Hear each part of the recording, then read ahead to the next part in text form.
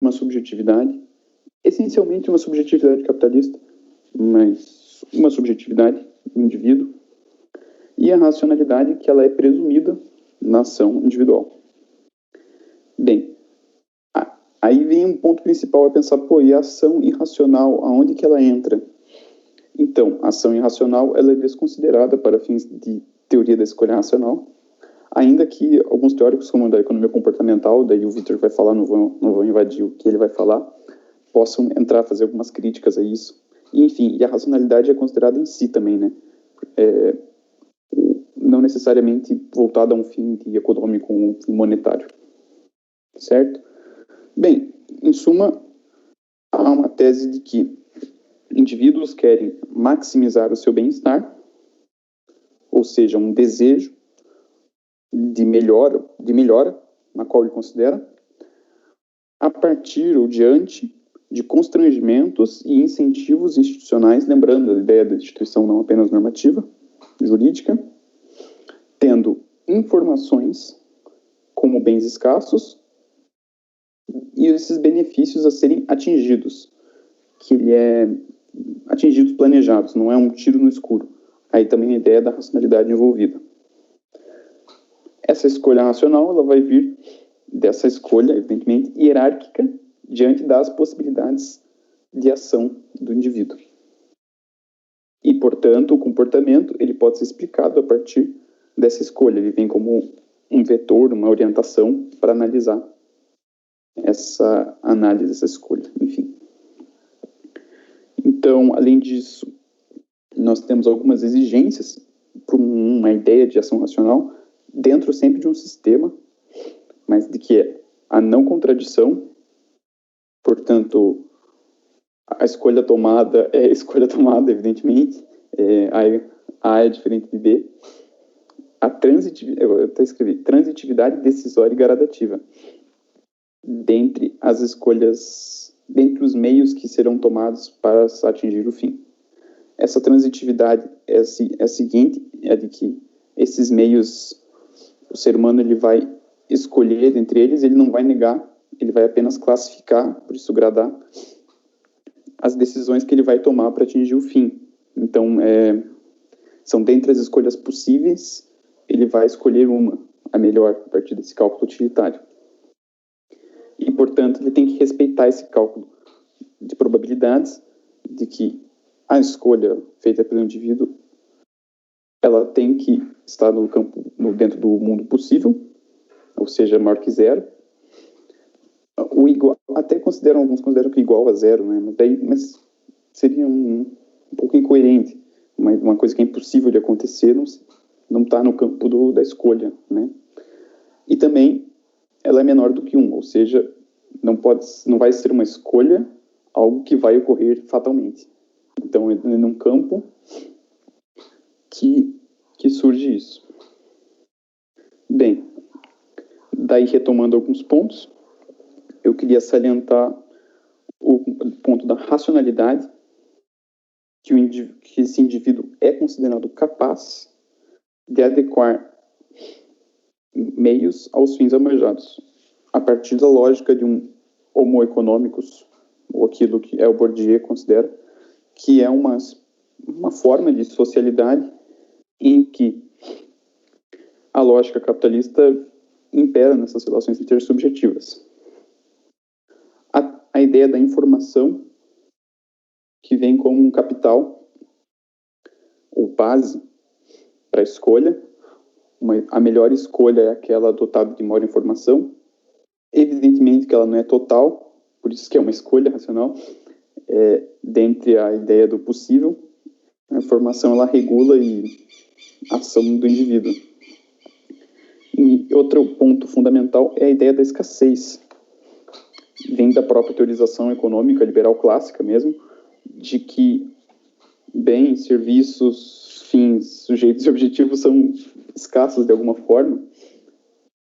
E nisso ele permite que a ação seja mediatizada dessa forma, né? Então, com a ideia de que existe risco nas ações e que você visa uma previsibilidade, mas você não tem previsibilidade total. Eu queria mostrar o Victor, ele que vai projetar aqui. porque ele que sabe fazer PowerPoint melhor, enfim. Para ele colocar uma curva de diferença, um tipo de gráfico.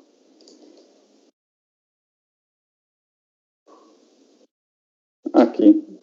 Enfim, eu não vou nem pedir acesso, acho que não precisa, mas que a ideia da escassez, ela vem da seguinte forma.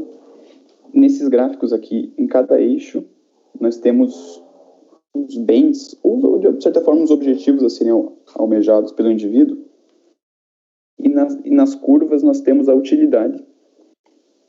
As curvas de indiferença que marcam a utilidade da escolha, que será tomada a partir da mediação entre os eixos. Nesse ponto, nessa reta aqui que nós temos, ela é uma reta de restrição orçamentária. Tudo que está para fora desse triângulo retângulo que está formado aqui está fora do orçamento ou do capital que esse indivíduo tem. Lembrando que isso é um molde microeconômico, então não necessariamente será capital financeiro, dinheiro, mas podemos tratar de voto, podemos tratar de 2 candidatos e um voto, e aqui as convicções do indivíduo racionalmente optando, e que a partir da mediação dos bens e dos objetivos, ele chega numa escolha ótima, que utiliza o máximo das informações e atinge o melhor objetivo de cada um. Então, a partir do modelo racional, as escolhas tenderão a chegar no ótimo, ainda que não haja uma previsibilidade de que essa escolha será realmente ótima na prática. Enfim, e foi só um gráfico assim, específico, mas que esse gráfico ele está, de alguma forma, cercado pelas instituições que operam as mediações dentro da ação do indivíduo, né? Que não seriam elementos exteriores à liberdade, mas que não necessariamente negariam a própria liberdade da ação. Eu tenho aqui 3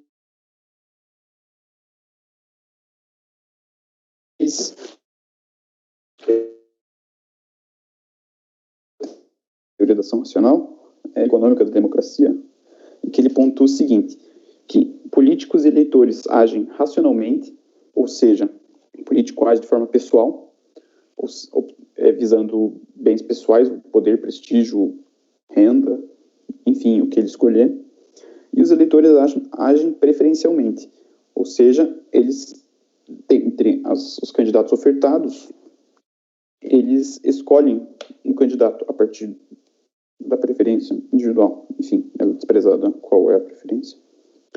Os políticos vão agir sempre para maximizar o apoio e os eleitores vão avaliar o custo de oportunidade ao votar nesse candidato. Bem, esse modelo é intuitivo se tratando de um modelo bipartidário, mas no modelo pluripartidário, um modelo que tem um segundo turno, de caráter proporcional, esse indivíduo ele vai ter que encaixar no candidato a melhor escolha para ele. Então, ele age... E também seria aí, talvez, a negação da teoria da escolha racional. Porque havendo um candidato que ele não votaria de jeito nenhum, ele exclui a possibilidade de uma escolha. Ele votaria apenas no outro, enfim. Aí eu tenho um conceito que eu esqueci de apresentar, mas da relação, que é bem do início, que é a ideia de que há um custo de oportunidade e um payoff, que vem como um pagamento, ou uma retribuição, um lucro, enfim, da decisão, do modelo decisório adotado pelo indivíduo. Um outro modelo, ou um teórico fundamental nisso é o Gary Becker, em inglês, ou americano, agora esqueci, em que ele pauta que os modelos de escolha racional são estáveis dentre todos os seres humanos. Ele usa essa expressão assim, bem até salta os olhos quando ele usa, mas a ideia de um imperialismo economicista, que as relações econômicas dinamizam e estruturam todas as relações sociais. Então, há sempre indivíduos que querem maximizar preferências conforme as suas informações, uma ideia de um mercado controlando as ações individuais. Um outro assunto que o Gary Becker trata é a ideia do crime, que ele considera o crime uma escolha racional, e a pena uma restrição ou um incentivo ou um constrangimento dessa ação, de que penas maiores evitariam para ele o cometimento de crimes, ou no caso do crime de colarinho branco que ele usa, a ideia de você poder pegar o dinheiro dessa pessoa, bem, é um teórico da ação racional muito forte na criminologia também. E um outro modelo foi que eu li a partir do texto da professora Heloísa Câmara, que ela deu na aula, ela deu o texto do Limonde para a gente ler, e que ele trata das relações entre poder executivo e legislativo no presencialismo de coalizão, que é uma tese de livre-docência dele, se não me engano. A ideia de que o executivo, ao agir, ele sabe dos constrangimentos institucionais que podem ser obstruídos pelo legislativo, e ele parte de uma de uma lei de antecipações de reações ao enviar seus projetos de lei buscando um ponto ótimo, né? A escolha ótima dentre os cálculos. Da mesma forma, os parlamentares ao votar. A ideia de um desenho institucional como garantidor da estabilidade democrática, modulando esses efeitos em um ponto ótimo. Bem, na teoria dos jogos, eu não priorizei ela tanto quanto a escolha racional, porque ela é apenas uma aplicação, ainda que é uma aplicação enquanto teoria, mas ela é uma aplicação da teoria da escolha racional. Ela poderia ser chamada até de, como acho que o Alexandre Moraes da Rosa, que utiliza essa expressão, ele considera a teoria dos jogos uma teoria das ações interdependentes. Enfim, que é uma situação nas relações sociais em que o resultado da ação dos indivíduos vai depender da ação dos outros indivíduos envolvidos nessa relação. Em suma, eu tenho alguém me ligando, deixa eu... Aqui. Em suma, a tomada de decisão para ele,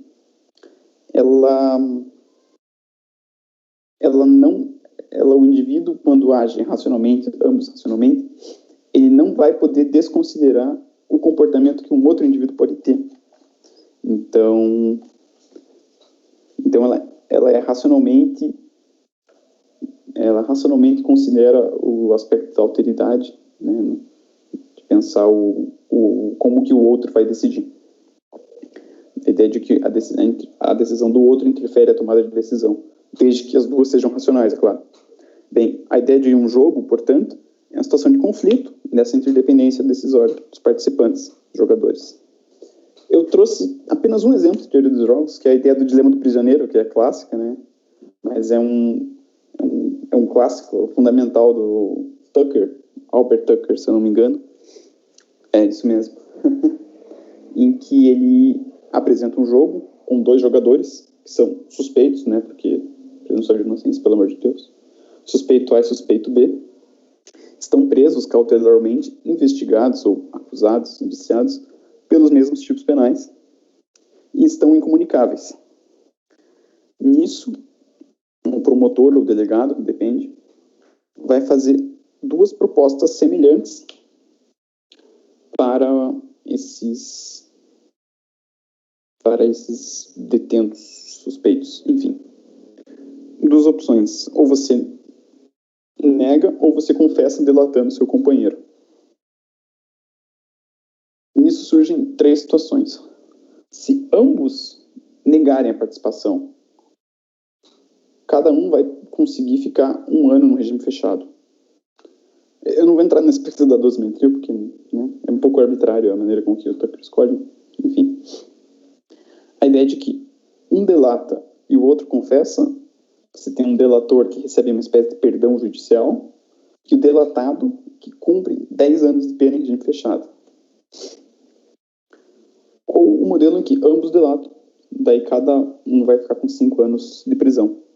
Enfim, nessa tabela aqui, a gente consegue entender mais ou menos como que fica a ideia do jogo, cada quadrado ser um jogo. Você tem o aspecto do 1 ano, que em tese seria a opção ótima. A ideia de de o A ficar livre e o B ficar com 10 anos, que seria a opção dominada para o A, né, que ele estaria completamente dominado, perderia. A opção dominada para B, que seria o contrário, né, do um falar e no caso aqui, o B não falar e o A falar, dedurar. E a opção de equilíbrio, que é o ponto em que os dois delatam, que seria a opção lógica dentro do modelo racional, de que você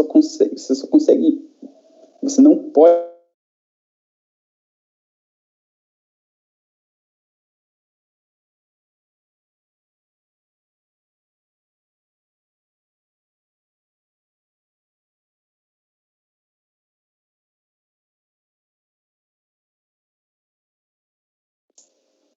Eduardo, eu acho que desligou o teu microfone. Quanto que desligou? Uns 20 segundos só, não foi muita coisa. Ah, tá. Só então é a opção de equilíbrio que é a última aqui. Nossa, obrigado. Eu tava esquecendo já. Coisa estranha disso de ficar falando. Bem, portanto, eu acho que é isso assim que eu tenho para falar.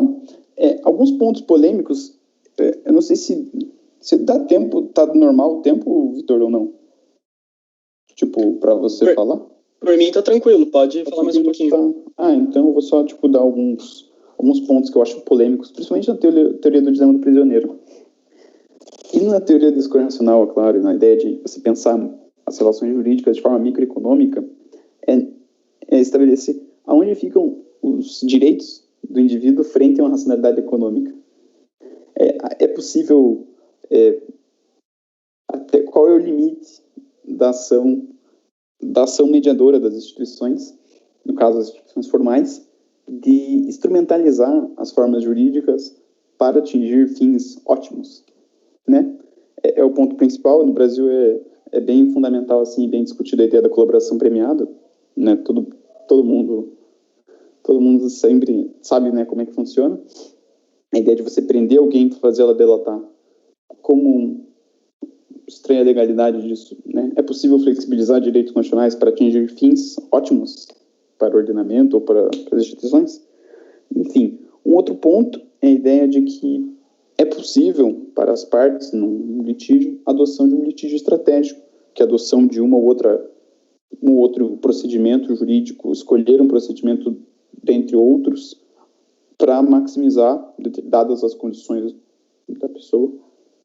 Enfim, e também a ideia da instrumentalidade do processo e das formas processuais, ou da saneabilidade processual, a ideia de você ter um primado pela efetividade da prestação jurisdicional, de que maneira isso está adequado juridicamente, enfim. Assim, e na minha opinião, assim, a ideia da escolha racional é muito, assim, ainda que, por mais que a abstração seja um aspecto fundamental, mas pensar o que é abstração, o que é indivíduo, existe indivíduo, o indivíduo age racionalmente, ainda que sejam dogmas, são dogmas tão fortes, às vezes tão frágeis, na verdade, que podem colocar em xeque a própria teoria. Enfim, é só isso que eu queria falar. Eu acho que outros pontos que a gente pode debater depois, nas dúvidas.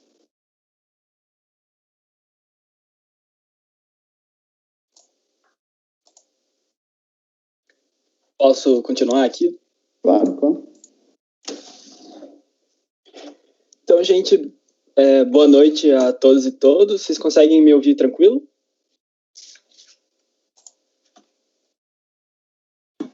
Tudo certo. Sim, Vitor. Beleza. Então, eu vou dar continuidade agora que a segunda parte da aula, só reforçando mesmo como o Eduardo e o Matheus já disseram, a nossa principal proposta aqui hoje é apresentar teorias e trazer problematizações. Então, até por a gente não ser especialistas em economia, não estudar propriamente isso, o que a gente está propondo aqui hoje é trazer algumas teorias, algumas abordagens e problematizar em cima, ver como que essas teorias e esses problemas se relacionam com o direito, com os estudos do direito, da ciência política, ciências correlatas, assim. Então, até agora, como vocês viram, o Eduardo ele abordou mais a questão da escolha individual, então a escolha racional, claro, o racionalismo, o individualismo metodológico, mas dentro do âmbito do indivíduo, como um indivíduo escolhe por si só, como funciona, o que leva a isso e tudo mais. O que eu vou trazer nessa segunda parte da aula é pular do âmbito do indivíduo para o âmbito social, como as decisões individuais elas se relacionam entre si para formar uma social. Só que como eu já disse que o propósito dessa aula é trazer problematizações, antes disso eu vou trazer uma problematização à teoria da escolha racional. Então, aqui a gente vai começar a falar mais da economia comportamental. A economia comportamental, ela é uma mistura da economia com a psicologia. Então, ela é um ramo da economia que usa resultados empíricos estabelecidos na literatura da psicologia para enriquecer e melhorar a descrição do comportamento e do processo decisório dos indivíduos que fazem parte das teorias econômicas. Então, a economia comportamental, às vezes, ela é vista como uma mudança de paradigma dentro da economia, mas isso não necessariamente é verdade. Muita gente defende que não se trata de uma mudança de paradigma justamente porque a economia comportamental ela adota pressupostos tradicionais da economia. Então, ela adota o individualismo metodológico, ela adota o modelo matemático, o teste empírico de hipóteses. Ela não seria uma mudança de paradigma justamente porque ela pega esses pressupostos e aprimora com a intersecção com a psicologia. Então, a economia comportamental, ela surge principalmente enquanto uma crítica à ideia da capacidade do mercado de corrigir e eliminar comportamentos anômalos dos indivíduos. Isso quer dizer que a economia tradicional, por assim dizer, principalmente a economia que utiliza dessa escolha racional, igual o Eduardo falou, ela não é que ela considera que o indivíduo ele nunca vai errar, ele sempre vai tomar a decisão mais útil, mais maximizada, mais inteligente. Mas os economistas eles consideram de que se essas decisões forem tomadas, o mercado, os mecanismos do mercado, a competitividade, o sistema, vão dar um jeito de corrigir essas falhas, de corrigir, de eliminar. Então, eles consideram que é algo que não precisa ser levado em conta. Se considera o indivíduo enquanto tomador de decisões racionais, e as decisões não racionais você ignora porque o mercado vai corrigir. A economia comportamental, ela vem para criticar isso, para mudar. Então, como eu disse, ela não é uma mudança de paradigma, ela não nega completamente o que a economia tradicional traz, então ela não diz que os indivíduos não são racionais, mas a economia comportamental busca compreender os atalhos mentais e as anomalias de comportamento nessas decisões, aprimorando o modelo tradicional. Então, eu vou trazer principalmente um autor da economia comportamental, que é o Richard Thaler. Ele trabalha com várias teorias, muito explorando principalmente comportamentos de mercado, então uma abordagem mais microeconômica, o tomada de decisões do mercado, do indivíduo. Ele tem, inclusive, uma cena no filme A Grande Aposta, de 2015. Ele aparece numa cena em que ele explica para alguns personagens uma das teorias dele de uma maneira bem, bem interessante. Essa cena tem no YouTube, se quiserem pesquisar, A Grande Aposta, Richard Thaler. E a principal teoria dele que eu vim trazer aqui é uma teoria de crítica à racionalidade absoluta, que dá para chamar aqui da teoria do Homo economicus, ou do econs. Então, para materializar essa crítica da economia comportamental, o Richard Thaler ele cria um personagem, que é o Homo economicus, ou o econs.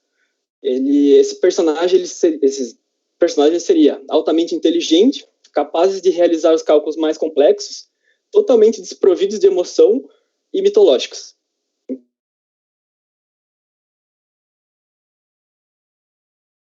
Então,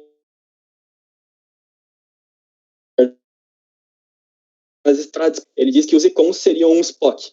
Então, altamente racionais, cálculos mais complexos, providos de emoção e, principalmente, não existem.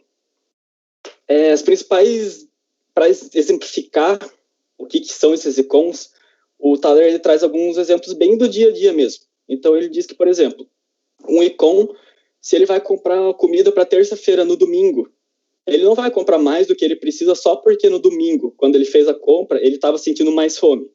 Ou se em um outro dia ele pediu um jantar e ele ficou satisfeito antes de terminar, um econ não iria comer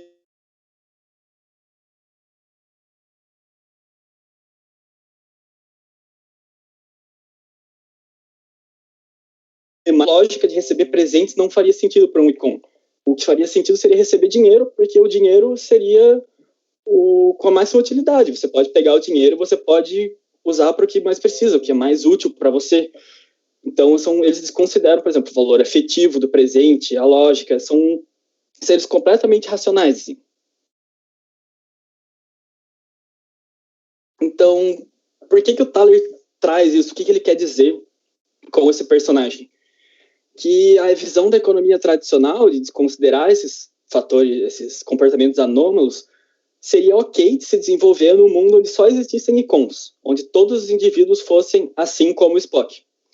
Só que a gente sabe, como foi trazido agora nesses exemplos, que não é o caso do mundo real. As pessoas não são icons, elas têm comportamentos irracionais, por assim dizer. Então ele traz essa crítica justamente de que o mercado ele não pode corrigir todas as falhas de comportamento. Então ele fala, inclusive, que, por exemplo, se alguém escolhe uma carreira que não gosta ou vai para uma cidade que não é o que deveria, são falhas muito grandes de comportamento, de decisão, que o mercado não teria condições de consertar por conta própria. Então, ele traz uma ênfase muito grande nos fatores irrelevantes, que ele chama, que seriam os fatores desprezados pela economia tradicional, mas que só se aplicariam, só seriam desprezáveis de fato no mundo só de icons. Então, ele traz a crítica principalmente de que os indivíduos não são racionais 100% do tempo. Existem fatores externos, fatores internos, subjetivos, que mexem com essa racionalidade e abalam essa ideia de uma racionalidade absoluta.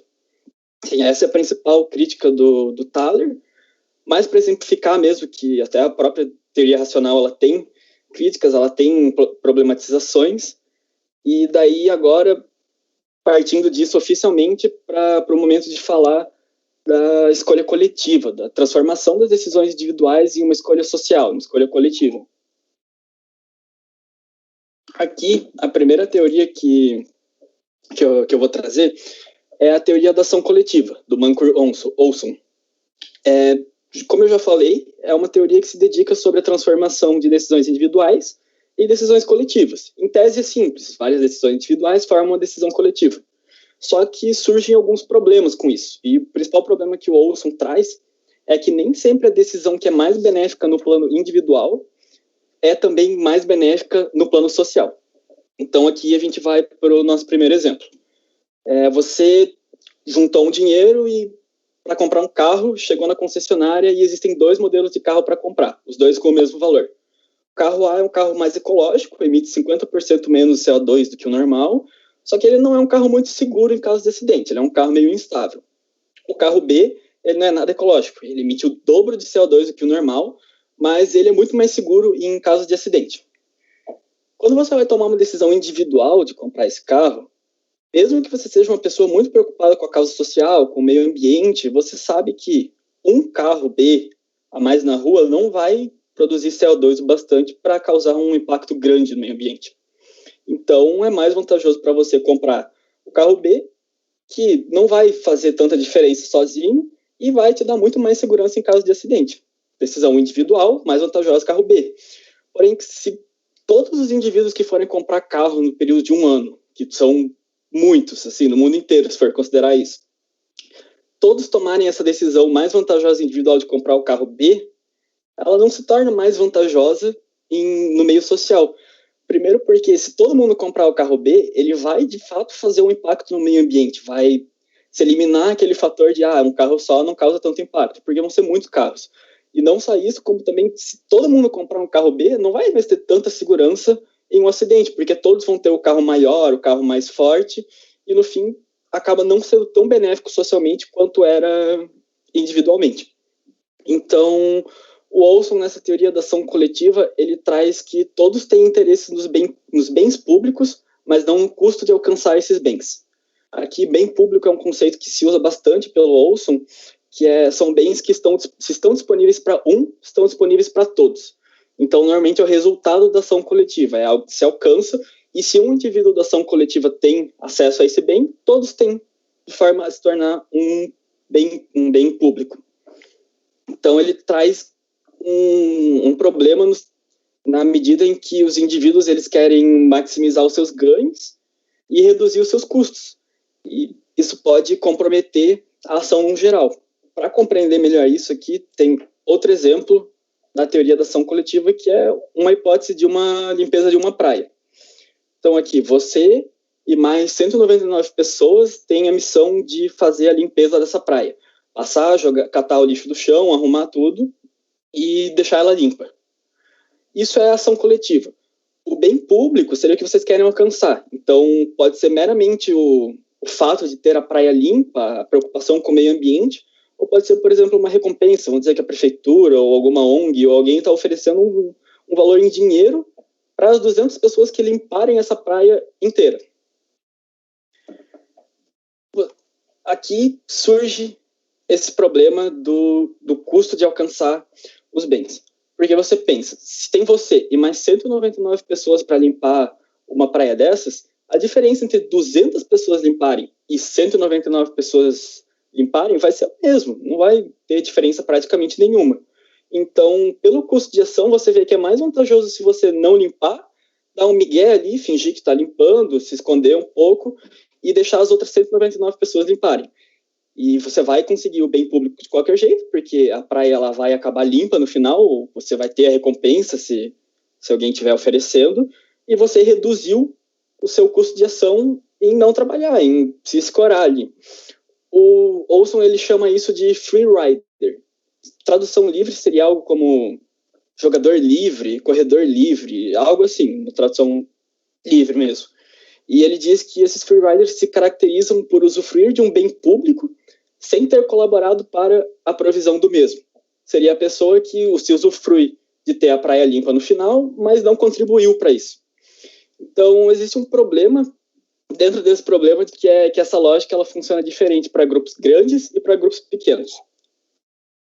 O Olson ele diz que em grupos pequenos, normalmente, a relação de custo-benefício é mais benéfica para o indivíduo, ele tende mais a contribuir de fato para se alcançar esse bem. E em grupos grandes, que ele também chama de grupos latentes, seria o contrário, não existiria essa tendência, e ele destaca principalmente 3 fatores que exprimem a tendência do indivíduo em tentar ser um free rider. A primeira é que a contribuição individual é considerada dispensável pelo indivíduo para a obtenção do bem público. Então, como eu falei, 199 pessoas ou 200 pessoas limpando uma praia vai dar na mesma. A contribuição individual, na visão do indivíduo, é dispensável. Segundo, que o indivíduo teria, de qualquer forma, garantia de usufruto do bem público.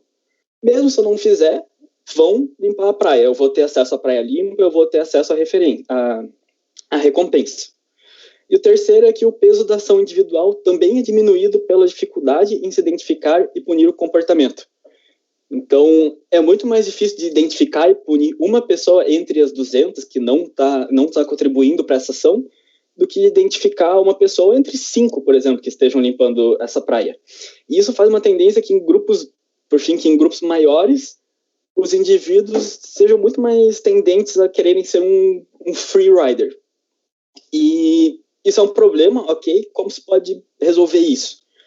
Existem alguns mecanismos para tentar se combater esse problema, que o Olson ele chama de incentivos seletivos. Podem ser negativos ou positivos. E eles acontecem principalmente através da institucionalização.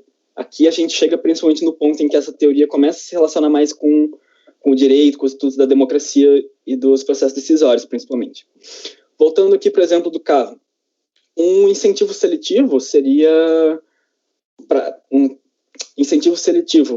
para diminuir a procura pelo carro B e aumentar do carro A, de forma a garantir a preservação ecológica, seria, por exemplo, aumentar impostos sobre o valor do carro B, ou diminuir sobre o carro A.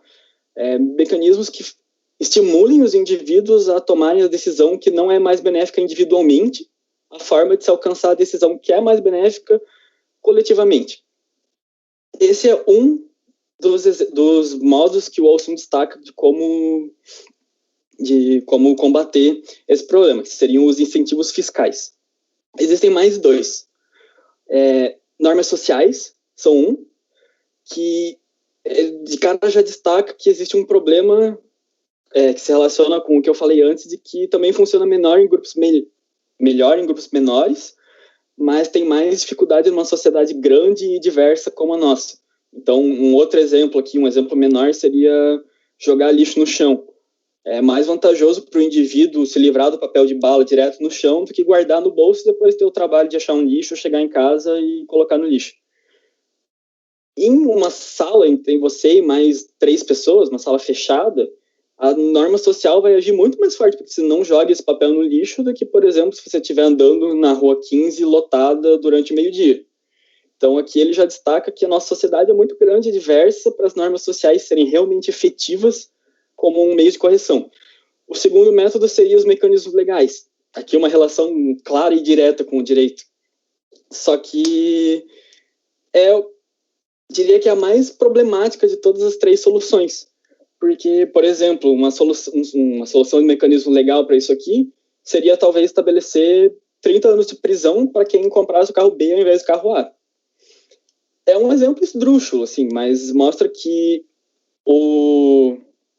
os mecanismos legais, ele muitas vezes são custosos, envolvem muitos recursos do Estado, do judiciário, principalmente, e eles barram muito grande no princípio da proporcionalidade, um princípio muito forte do direito penal. Quem teve contato com o direito penal, com certeza já ouviu falar, até quem não teve, provavelmente já também conhece em alguma medida esse termo, que não é proporcional estabelecer uma pena de prisão para quem comprar o carro que polui mais o meio ambiente, sabe? Não é certo dentro dos princípios do direito penal, da organização dessas normas.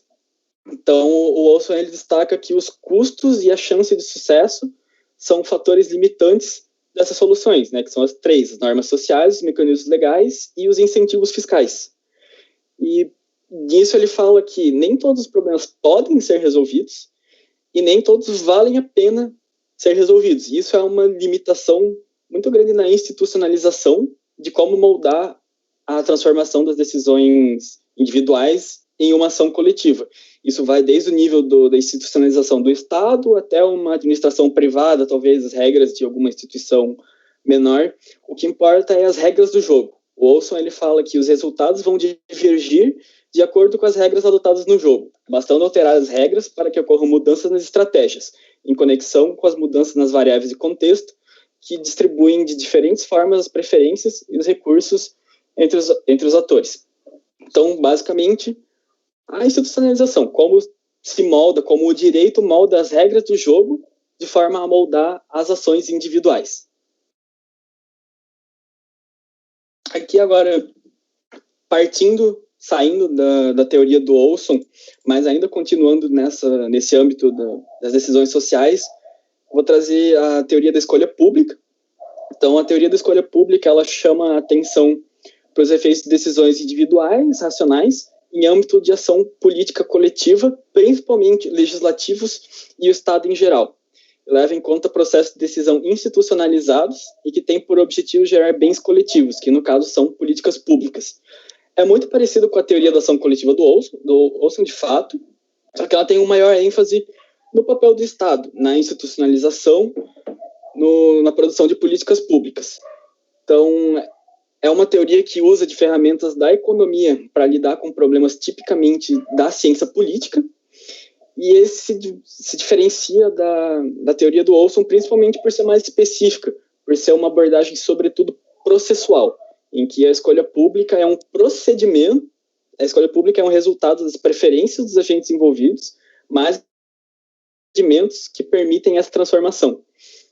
Então, ela é uma teoria que se considera bastante de ser usada num contexto mais do Estado neoliberal, e eu digo isso principalmente porque entra em consonância com a ideia do Estado gerencial, que é bem comum, assim, trazido ali nos anos 80 para os anos 90, os governos neoliberais daquela época.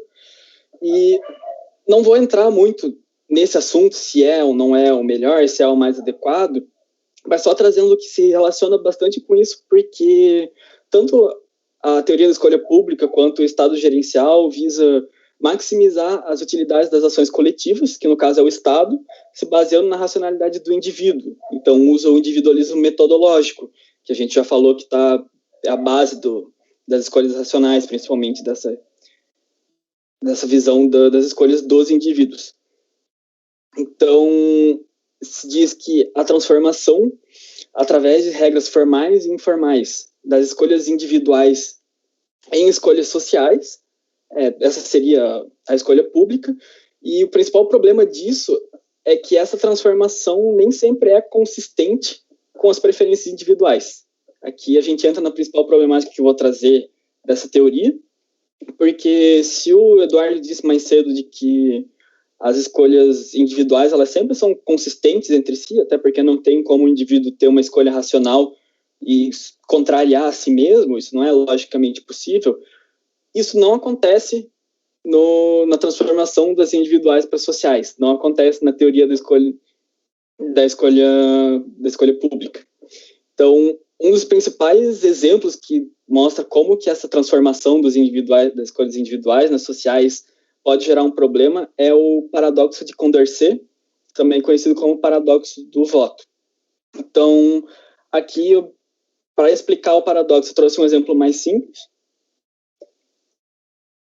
A gente tem aqui 3 indivíduos, Júlia, Pedro e Maria, e esses 3, acabou a pandemia, é importante, né? Eles foram vacinados e precisam decidir para onde eles vão viajar. Vão os 3 viajar e eles têm 3 opções. Eles podem ir para a praia, eles podem ir para o sítio de um deles, ou eles podem ficar na cidade, eles podem ficar em Curitiba e aproveitar a cidade.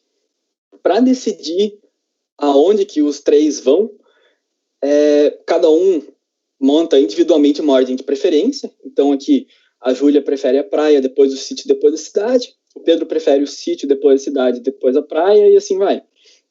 O mecanismo que eles decidiram entre si, acordaram para fazer a votação, vai ser votação de 2 em 2. Então eles decidem primeiro entre praia e sítio, qual que é preferível entre essas 2 opções. E no caso a praia vence essa disputa, que a Júlia prefere e a Maria também, e o Pedro é voto vencido. Só que como o Pedro é voto vencido, ele quis fazer daí o embate entre a praia, que venceu, com a cidade, que foi a opção que não foi discutida antes. Só que nesse embate entre praia e cidade, a cidade vence. Que a cidade tem o voto do Pedro e o voto da Maria, então é a escolha decidida. Só que faltou comparar ainda a cidade com o sítio. Então, quando se analisa esses 2, os votos indicam que o sítio é a opção preferida. Então, no final, ficou decidido que eles vão para o sítio. Beleza. Num primeiro momento, parece ok, decidiram isso, eles vão para o sítio, negócio fechado. Só que se você for ver a estrutura dessas decisões, existe uma inconsistência, existe um paradoxo ali. Por quê? Se a praia é preferida ao sítio e a cidade é preferida à praia, como que o sítio é preferido à cidade? Isso é um paradoxo, principalmente porque ele rompe com o princípio da transitividade. O princípio da transitividade já foi comentado mais cedo na aula, e uma das principais implicâncias desse princípio é que se A é preferível a B e B é preferível a C, então necessariamente A tem que ser preferível a C também. Só que o que acontece no paradoxo de Condorcet, o paradoxo do voto, é que A é preferível a B, B é preferível a C e C é preferível a A. Entra num ciclo, entra num negócio que não tem solução e é, como se diz, um paradoxo. Só que, beleza, aqui a gente viu isso numa escala muito menor. 3 indivíduos decidindo para onde viajar. Vocês perguntam qual que é o impacto disso, o que isso tem a ver com o direito. Aqui a gente tem exatamente a mesma situação, só que num contexto mais amplo. Aqui a gente tem uma situação hipotética de uma Câmara de Vereadores, em que existem 3 coalizões de partido, A, B e C, cada uma contando com exatamente 1/3 de votos da Câmara, do Legislativo. Então, foi liberado pela Prefeitura uma verba e a Câmara tem que decidir, com essa verba, o que vai ser feito. As opções são construir um hospital, construir uma escola ou asfaltar as ruas da cidade. Aqui, cada coalizão forma sua ordem individual de preferências. E aqui, percebam, é exatamente a mesma estrutura do exemplo da Júlia, do Pedro e da Maria, só que os indivíduos são substituídos pelas coalizões e os destinos da viagem são substituídos pelos destinos da verba. Aqui a gente tem o mesmo paradoxo. Num primeiro momento, o hospital é preferido sobre a escola. Depois o asfalto é preferido sobre o hospital. E depois a escola é preferida sobre o asfalto. A gente entra num ciclo, num paradoxo, um negócio que não tem solução. E qual que é a implicação disso? Eu coloquei ali, poder de agenda. O poder de agenda, ele diz que, uma vez definidos quem são os atores envolvidos no processo decisório e suas respectivas alternativas, a composição da agenda cabe ao autor que irá conduzir a votação, que, por sua vez, pode fazer com que o desejo escolhido no processo de decisão seja o seu próprio e não o coletivo. Então, se a gente for voltar para esse exemplo aqui, ficou decidido que eles vão viajar para o sítio. Ok, isso poderia ter sido arquitetado pelo Pedro, que tem aqui como principal colocação o sítio, que alterou a ordem da votação para que ela acontecesse exatamente assim e o resultado fosse a viagem para o sítio. Aqui a gente pode ter, por exemplo, um presidente da Câmara de Vereadores que, ciente da preferência de cada uma das coalizões, estruturou o sistema de votação na casa, organizou o esquema ali para que a votação necessariamente leve ao resultado que ele quer, que é mais benéfico para ele, que é mais benéfico para o partido dele. Então, a gente tem ali que o interesse individual, a decisão individual, ela vai ditar a decisão coletiva através de um paradoxo. Então, a gente tem aqui uma problematização já enunciada, que se aplica no âmbito mais reduzido ali, indivíduos querendo decidir para onde viajar, mas também se aplica no âmbito das políticas públicas, de um legislativo, de um Estado. Então, aqui, uma relação já direta do paradoxo do Condorcet, que é essencialmente um modelo econômico que se conecta, se interlaça com o direito, com a ciência política, com a elaboração de políticas públicas. E agora, entrando no último autor a ser trabalhado aqui, que é o Kenneth Arrow e a teoria do valor e da função social.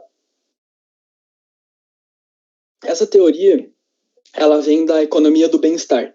A economia do bem-estar é um estudo que se relaciona muito com a economia comportamental e que ela tem como objeto a compreensão dos impactos de ações e políticas sobre a felicidade geral.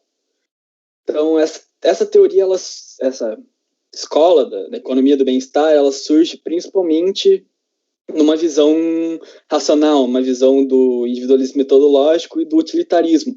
Se comparava de maneiras individuais e intersubjetivas à felicidade.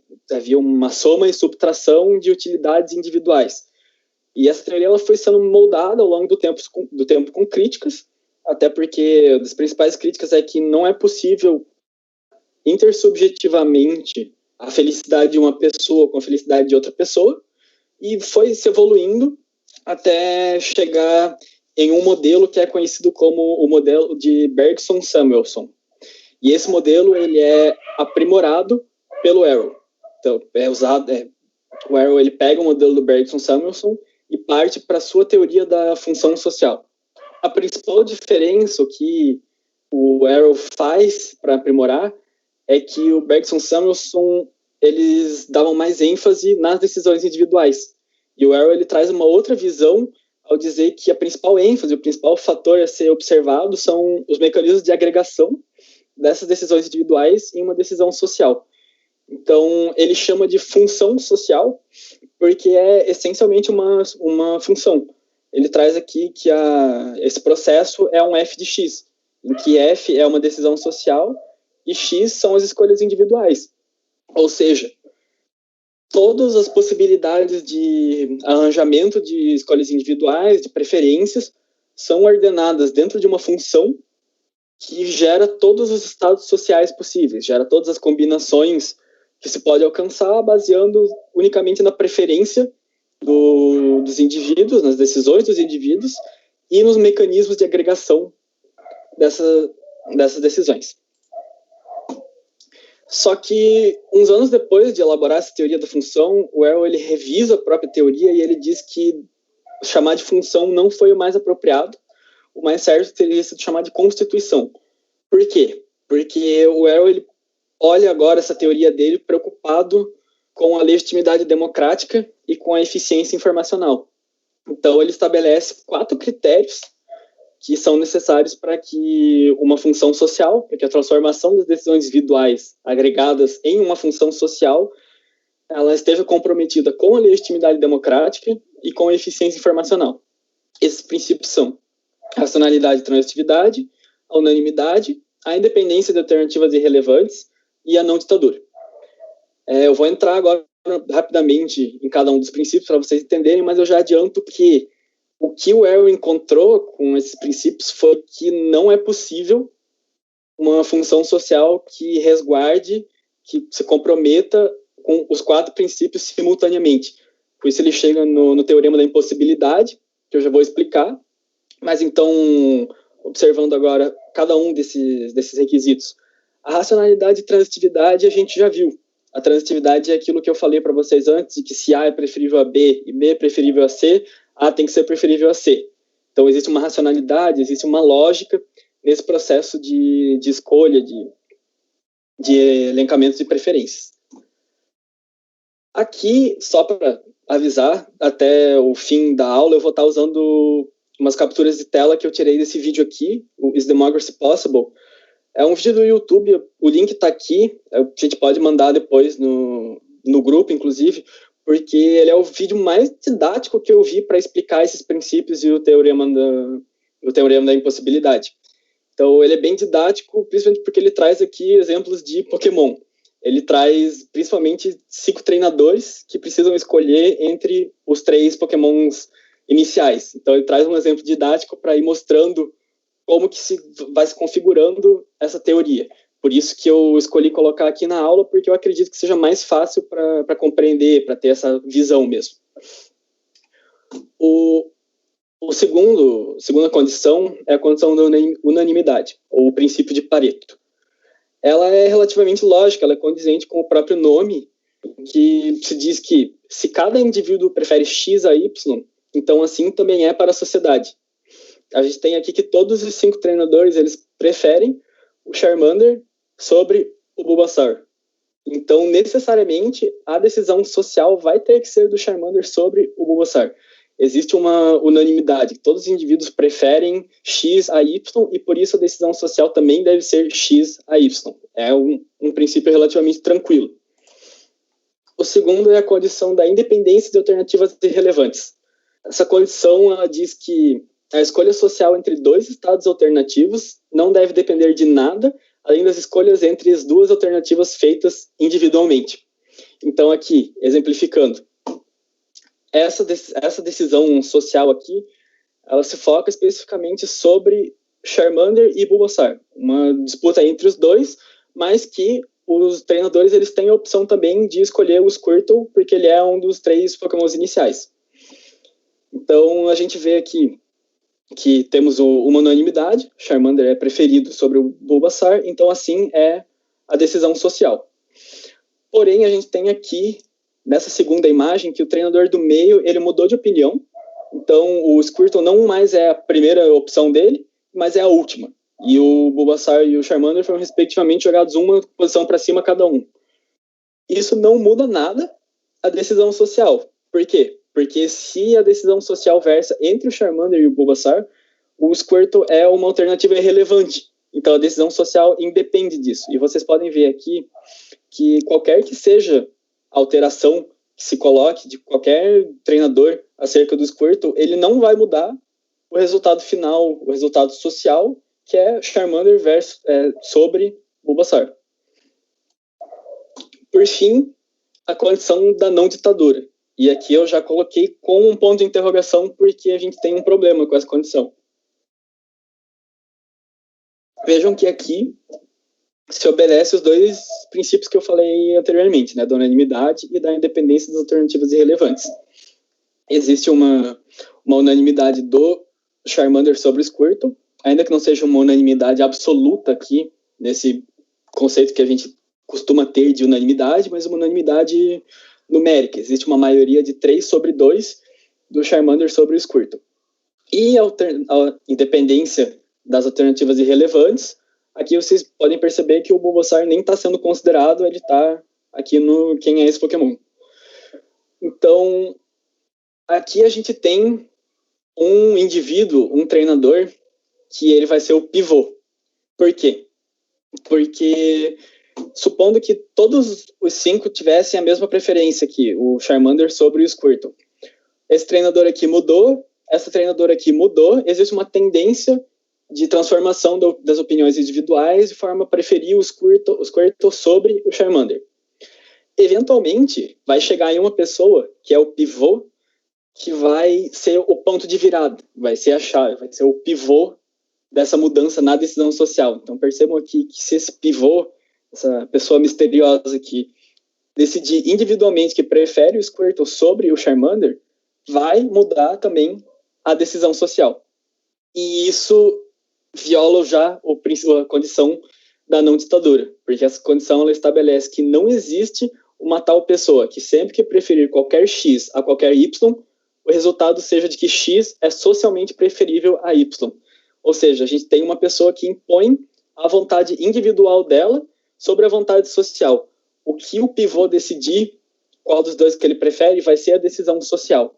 Então, esse é o princípio da não ditadura, e aqui ele já vem com um ponto de interrogação, porque nesse exemplo ele já é rompido, ele já é violado, por assim dizer.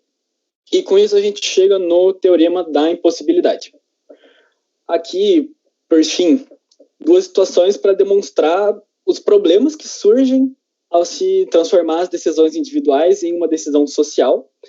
Em um exemplo mais simples aqui, que no caso seria a escolha de 5 treinadores entre 3 pokémons iniciais. Percebam que nesse primeiro cenário a gente está ok, tá? A princípio está tudo certo, né? A gente tem o Bulbasaur preferido ao Charmander, o Charmander preferido ao Squirtle, parece que está tudo em ordem aqui. Quando a gente passa para a segunda situação, a gente tem uma série de problemas aqui. A gente começa olhando aqui que o Bulbasaur ele está numericamente preferível ao Squirtle. E o Charmander ele está numericamente preferível ao Bulbasaur. Então, aparentemente está tudo certo, só que se você for ver, o Squirtle ele tem preferência sobre o Charmander. Existe aqui, inclusive, uma preferência maior de 4/1, de forma que a gente cai num paradoxo de Condorcet, num paradoxo de voto, em que o Charmander é preferido ao Bulbasaur, o Bulbasaur é preferido ao Squirtle, mas o Squirtle é preferido ao Charmander. E quem pode mudar isso? Exatamente uma pessoa, um pivô, um ditador. Aqui, o nosso pivô. Percebam que qualquer que seja a decisão que ele tomar, ele vai impor essa decisão sobre a escolha final. Aqui a gente tem que a decisão social é exatamente a ordem de preferência dele. Se ele colocar o Charmander por último, vai se refletir na decisão social. Se ele mudar o Bulbasaur para primeiro, também. Então, a gente tem aqui já pelo menos 2 princípios que foram violados num esquema relativamente simples, que seria transformar a preferência de 5 treinadores de ranqueamento de 3 pokémons. Então, percebam que isso em si já gera muitos problemas. Só que isso é um exemplo simples, um exemplo bobo, por assim dizer, para ser mais lúdico. O que o Arrow traz é uma fórmula matemática em que, logicamente, ele comprova de que todas as possibilidades de arranjos sociais que se é possível alcançar, que são várias, considerando todos os ranqueamentos individuais e todos os indivíduos agregados em uma função social, nenhuma dessas possibilidades vai satisfazer, ao mesmo tempo, as 4 condições de legitimidade democrática e de eficiência informacional. Então, isso claramente é um problema, né? Existe um problema muito sério na legitimidade democrática de transformar decisões individuais em decisões sociais. Aqui eu trago 2 problemas que são, inclusive, os que são trazidos nesse vídeo, que é a falha de sistemas eleitorais. Aqui a gente chega num ponto em que essa teoria do Arrow está conversando diretamente com a ciência política, com o direito eleitoral, na medida em que o próprio vídeo ele mostra que houveram várias tentativas de se corrigir essas falhas. Então, sistemas por turnos, distritos eleitorais, aqui o exemplo dos Estados Unidos. Não importa o que seja feito, inevitavelmente, pelo menos um desses critérios estabelecidos pelo Arrow vai ser violado. Não tem como fugir. Outro problema, favorite betrayal. Aí, traição do favorito, uma tradução livre, em que basicamente diz que o candidato favorito não é escolhido em primeiro lugar por causa do medo que o candidato menos favorito vence. Então, se favorece a sua segunda opção, porque você considera que ela é mais vantajosa do que sua última. Aqui a gente tem essas 3 opções e alguém que originalmente escolheria o Squirtle como seu favorito, sim, realmente queria o Squirtle como primeira opção, mas por medo de esse Bulbasaur do mal aqui ganhar a eleição, ser eleito, vota no Charmander. Então, existem vários problemas nisso, porque primeiro que o sistema eleitoral não está traduzindo as decisões, os desejos individuais em um desejo de maioria, justamente porque os próprios indivíduos eles não manifestam suas decisões individuais nessa transição. Isso gera problemas de ordem prática também muito grandes, que é a polarização. O Favorite Betrayal ele transforma a eleição de um vote em seu favorito para um vote contra essa pessoa. Então gera uma polarização muito forte, cria esse problema político que eu acho que a gente aqui no Brasil sabe mais do que ninguém como é problemático para a democracia, para os processos eleitorais, para os processos sociais, por tudo. Então a gente vê aqui que uma teoria desenvolvida no campo da economia, ela tem implicações no direito eleitoral, nas ciências sociais, na ciência política. Então, enfim, só nesse ponto específico do Favorite Betrayal dentro do teorema da impossibilidade. Então, assim, para encerrar, realmente eram essas as teorias que a gente tinha para trazer. Como já foi falado, a nossa intenção não é trazer um ensino dado, assim, por exemplo, essas teorias, elas funcionam assim e são desse jeito. Não. Todas as teorias que foram trazidas aqui, elas são alvo de críticas. Até o teorema da impossibilidade, ele foi visto quando o Arrow divulgou esse teorema, ele foi visto como um muro sem saída. Muitos economistas criaram um clima de pessimismo com isso, porque não viam como superar isso. Mas, ao mesmo tempo, outros teóricos já começaram a trabalhar em maneiras de superar isso. Por exemplo, o Amartya Sen, ele trabalha com algumas críticas a essa teoria, justamente não refuta completamente, mas ele traz pequenos quesitos em cada um dos critérios que podem ser aprimorados. Então, veja que a gente tem uma teoria que não é absoluta, a gente tem críticas, a gente tem maneiras de melhorar, de se desenvolver. A própria economia comportamental, que pega os pressupostos da economia clássica e desenvolve.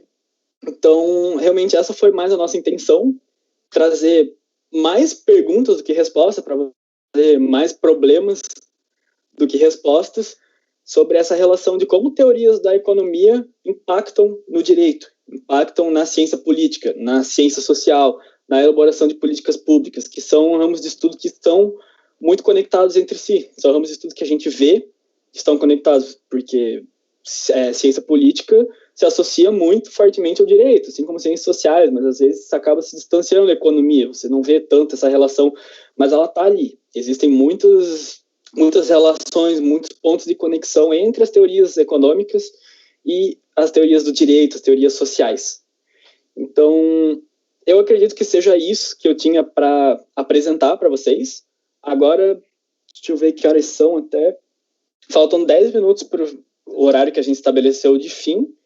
Agora fica aberto para dúvidas, debates. Se os meninos que falaram antes quiserem acrescentar alguma coisa, se alguém do PET quiser, convidados também, todo mundo à vontade para perguntar, para propor debates.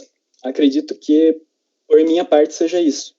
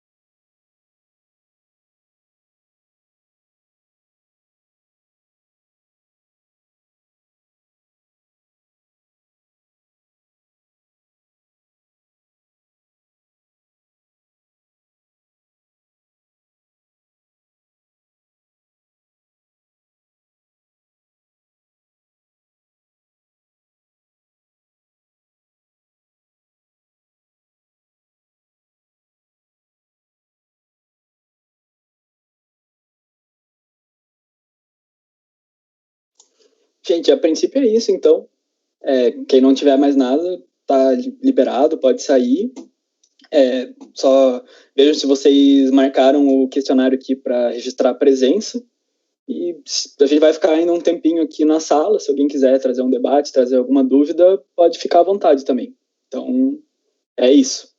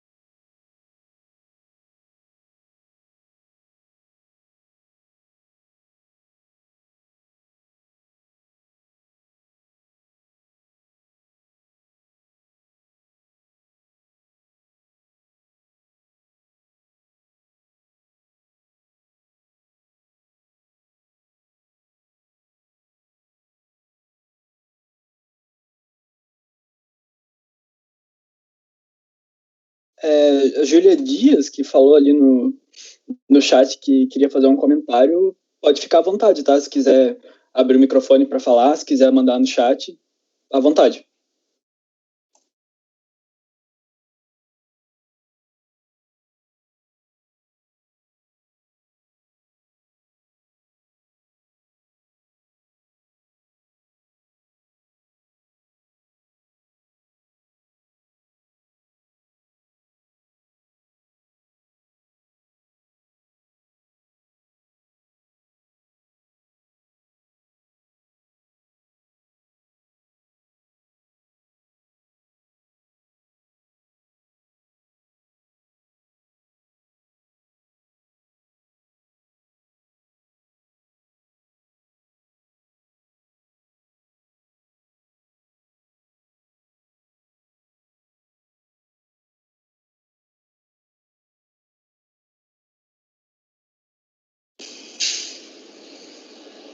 Júlia, você consegue desmutar? Ou prefere escrever no chat?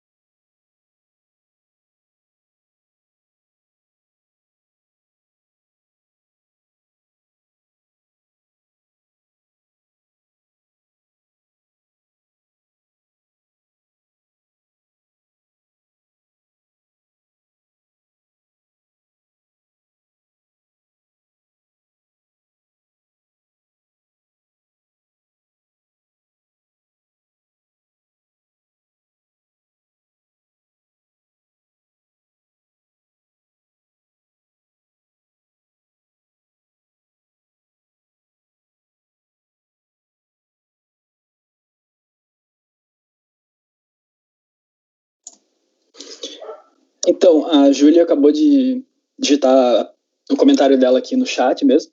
Ela falou: fiquei apenas pensando sobre toda a questão dos icons. Seria insustentável à época, mas o quanto isso vem de encontro com a própria inovação da inteligência artificial em si. Gostaria mesmo de saber se existem debates no campo dessa conexão entre o direito e a economia que observam isso. Então, assim, eu vou fazer uns comentários aqui, mas é mais sobre a minha visão mesmo. Inclusive, esse ano a gente tem uma dupla dentro do PET que está desenvolvendo pesquisa sobre inteligência artificial, só que daí é uma outra questão, é mais voltada à responsabilidade civil e inteligência artificial em veículos, em carros. Mas, assim, com certeza existem discussões sobre isso. A própria... Porque a economia comportamental, com a psicologia junto com a economia, a gente tem que também, a psicologia, ela tem um certo estudo, que obviamente é muito recente, sobre a questão da inteligência artificial. Então, eu digo recente porque ela existe em certa medida há mais tempo ali, do século passado, com as teorizações do Turing e tudo mais, só que realmente é uma tecnologia que ela evolui muito rapidamente, assim, em questão dos últimos anos. Então, é bem possível que a gente ainda não tenha uma teoria que trate de forma completa essa relação da economia comportamental, das decisões sobre a inteligência artificial, mas com toda certeza eu digo que é algo que vai ser desenvolvido ainda. Assim, eu vejo muito espaço para tanto a psicologia, quanto a economia, quanto o direito desenvolverem pesquisas sobre a inteligência artificial. Eu acho que é um tema muito rico ainda para frente.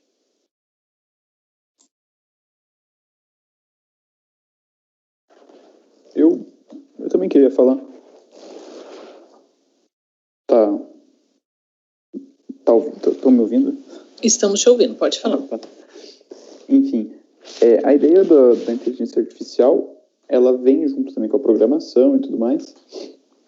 Mas daí eu não sei se isso é uma objeção minha, assim, bem da minha opinião, falando, para a ideia da impossibilidade da verificação de um econs na prática, mas de que a ideia do Homo econômicos, ela vem pelo menos como uma mentalidade, uma tentativa.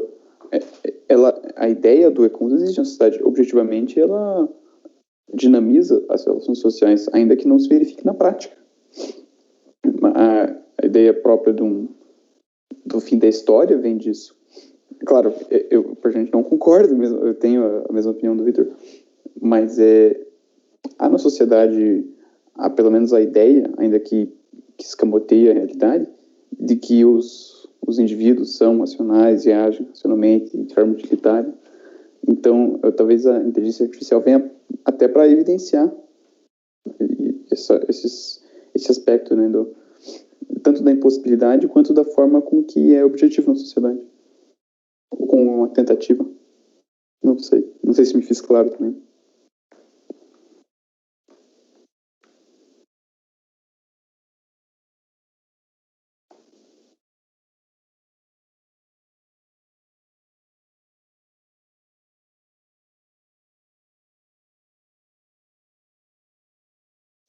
Júlia, se quiser fazer mais um comentário por cima disso ali no chat também, pode ficar à vontade, tá?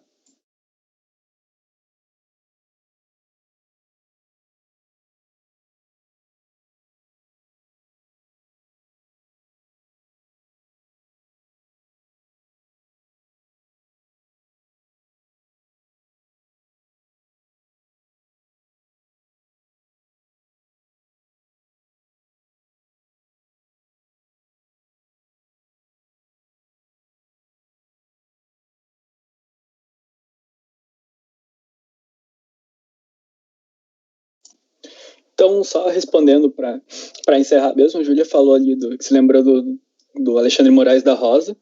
Ele realmente é bem comum que se veja o Alexandre Moraes da Rosa quando estuda penal, assim, a teoria dos jogos no processo penal quando é mencionado dentro da faculdade, que acontece várias vezes, o Alexandre Moraes da Rosa sempre é um nome recorrente.